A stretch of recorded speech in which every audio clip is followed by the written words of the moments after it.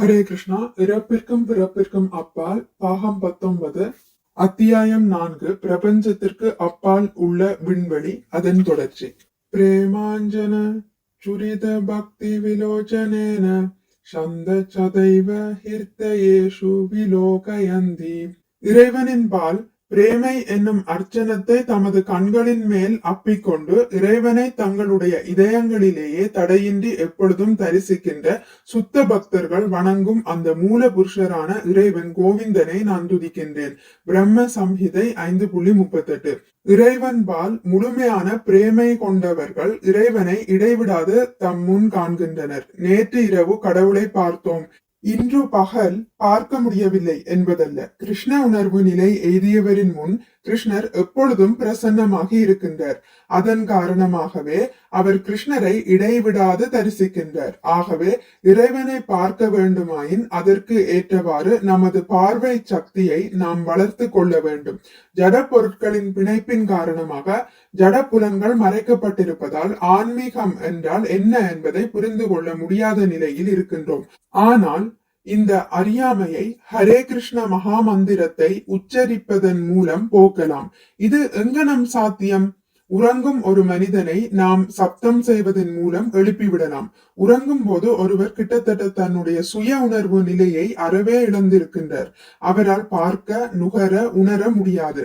ஆனால் கேட்கும் சக்தி மிக நுண்ணியமாக செயல்படுவதால் ஆழ்ந்து உறங்கும் ஒரு மனிதனை பலமாக கூப்பிடுவதன் மூலம் உறக்கத்திலிருந்து எழுப்பிவிடலாம். அதே மாதிரியாக ஆன்மீக ஆத்மாக்களான நாம் அனைவரும் ஜட உலக பந்தம் எனும் உறக்கத்தில் தற்போது ஆழ்ந்திருந்த போதிலும் ஆன்மீக ஒளி அதிர்வுகளை எழுப்பும் ஹரே கிருஷ்ண கிருஷ்ண கிருஷ்ண ஹரே ஹரே, ஹரே ராம ராம ராம ஹரே ஹரே எனும் மகா மந்திரத்தை உச்சரிப்பதன் மூலம் நம்மை நாமே எழுப்பிக் கொள்ளலாம். ஹரே கிருஷ்ணா என்பது இறைவனையும் அவருடைய சக்திகளையும் விவரிக்கின்றது. ஹரே என்ற பதம் சக்தியை குறிக்கின்றது. ஸ்ரீ கிருஷ்ணர் புருஷோத்தமரான இறைவன் ஆவார். ஆகவே நாம் ஹரே கிருஷ்ணா என்று கூறும் பொழுது, ஓ இறைவனுடைய சக்தியே, ஓ இறைவனே, தயவு செய்து என்னை ஏற்றுக்கொள்வீர்களாக என்றே கூறுகிறோம். இறைவன் நம்மை ஏற்றுக்கொள்வதற்கு வேறு எந்த விதமாகவும் வணங்க வேண்டியதில்லை.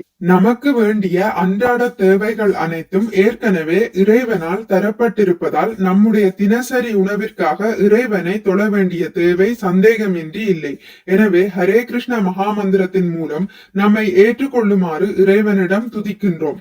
இறைவனான ஸ்ரீ சைதன்ய மகாபிரபு அவர்களோ கீழ்கண்டவாறு துதித்தார். அயினந்த தனுஜ கிங்கரம் பதிதம் மாம் விஷமே பவாம்புதௌ கிருபயா தவ பாத பங்கஜ ஸ்தித தூலி சாதர்ஷம் விசிந்தய. நந்தகுமாரனே, நான் உம்முடைய நிரந்தர ஊழியன். அப்படி இருந்த போதிலும் ஏதோ ஒரு வழியில் பிறப்பு இறப்பு என்னும் இக்கடலிலே விழுந்து விட்டேன். ஆகவே தயவு செய்து இறப்பு என்னும் இக்கடலில் இருந்து என்னை மீட்டு உம்முடைய பாத கமலங்களில் ஒரு அணுவாக என்னை ஏற்பீராக. சிஷ்டாஷ்டகம் 5. சமுத்திரத்தில் மூழ்கி கொண்டிருப்பவனுக்கு உயிர் தப்புவதற்கான ஒரே நம்பிக்கை யாராவது வந்து தன்னை மீட்பார்கள் என்பதே ஆகும். மூழ்கும் தருவாயில் இருப்பவரை எவரேனும் ஒருவர் நீர் மட்டத்திற்கு மேல் சிறிதேனும் எடுப்பாராயின் அவர் மூலமாக மூழ்கி கொண்டிருப்பவர் உடனடியாக பெரும் நிம்மதியை பெறுகிறார். அதே மாதிரியாக பிறப்பு இறப்பு என்னும் சமுத்திரத்தில் மூழ்கும் தருவாயில் இருக்கும் நாம் கிருஷ்ண உணர்வு முறையினால் மீட்கப்பட்டால் உடனடியாக பெரும் நிம்மதி கிட்டும். தற்சமயத்தில் புருஷோத்தமரான இறைவனுடைய ஆன்மீக நிலை, அவருடைய பெயரின் புனிதத்தன்மை, அவருடைய புகழ், செயல்கள் ஆகியவற்றை புரிந்து கொள்ளும் நிலையில் நாம் இல்லாத போதிலும் கிருஷ்ண உணர்வு நிலையில் நம்மை நாம் நிறுத்திக் கொள்வோமாயின் இறைவன் காலப்போக்கில் தன்னைத்தானே நமக்கு வெளிப்படுத்திக் கொள்வர். நம்முடைய சொந்த முயற்சிகளின் மூலம் இறைவனை நம்மால் பார்க்க முடியாது.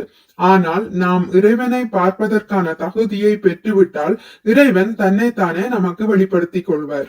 அச்சமயத்தில் தான் இறைவனை பார்க்க முடியும். என் முன் வந்து நடனமாடு என ஒருவரும் இறைவனுக்கு ஆணையிட முடியாது. மாறாக கிருஷ்ணரே திருப்தி அடைந்து நமக்கு காட்சி அளிக்கும் வகையில் நாம் அவருக்காக உழைக்க வேண்டும். கிருஷ்ணரே தம்மை பற்றிய தகவல்களை பகவத்கீதையில் நேரடியாக தருகின்றார். ஆகையால் பகவத்கீதையில் காணும் தகவல்களை சந்தேகிப்பதற்கு இடமே கிடையாது. அவர் என்ன கூறுகின்றார் என்பதை அனுபவித்து புரிந்து கொள்ள வேண்டும். களங்கமில்லாத ஆன்மீக நிலையிலிருந்து பேசப்பட்டுள்ளதால் பகவத்கீதையை புரிந்து கொள்ள எந்த விதமான விசேஷ தகுதிகளும் தேவையில்லை. ஹரே கிருஷ்ணா. இத்துடன் முடித்துக் கொள்கிறேன். இனி அடுத்த பதிவில் இதன் தொடர்ச்சி தொடரும். மிக்க நன்றி. ஹரே கிருஷ்ணா. உங்களுக்கு இந்த வீடியோ பிடித்திருந்தால் லைக் பண்ணுங்கள், ஷேர் பண்ணுங்கள், சப்ஸ்கிரைப் பண்ணுங்கள். நோட்டிபிகேஷன் பெல்லை அழுத்துவதன் மூலம் அடுத்த பதிவுகள் உங்களை வந்தடையும். பகவான் ஸ்ரீ கிருஷ்ணரை பற்றி கேட்டு மகிழ்வோம். ஹரே கிருஷ்ணா.